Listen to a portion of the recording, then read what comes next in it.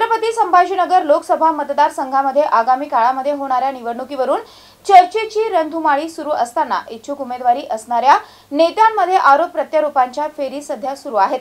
दरम्यान काल पालकमंत्री संदीपान भुमरे यांनी आमदार अंबादास दानवे आणि माजी खासदार चंद्रकांत खैरे यांच्यात उमेदवारीवरून शेवटपर्यंत वाद सुरू राहील अशी प्रतिक्रिया दिली होती।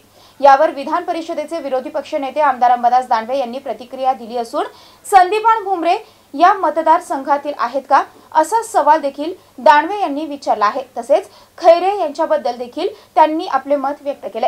पाहूयात।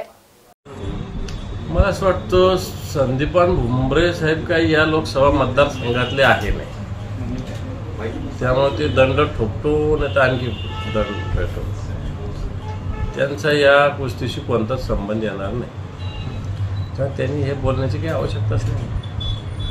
ते सुद्धा उत्सुक आहेत, त्यांना सुद्धा इच्छा आहे की भविष्यात गाडी मिळावी, चांगली पद मिळावं मोठं, त्यासाठी तयारी करतायत। पण काय वाटतं तुम्हाला, होऊ शकते का?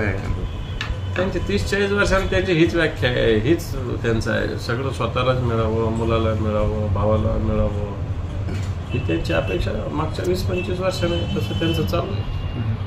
बरं, त्यांनी असं म्हटलंय की खैरे आणि दानवे यांच्यातली जी वादाची लढाई जी आहे ती शेवटपर्यंत अशी सुरू राहणार आहे। मला असं वाटतं वाद हे असं कोणी म्हटलं का? मी तर सांगतो खैरे साहेब माझे नेते आहेत, तेव्हा वाद कुठे आहे? मीडियामध्ये येत असते एखादी बातमी, ती काय वाद असते का? मीडियाला तर लागतं ते लावायला एकमेकांचं, पण प्रत्यक्षात अशा कोणत्याच गोष्टी नसतात। त्यामुळं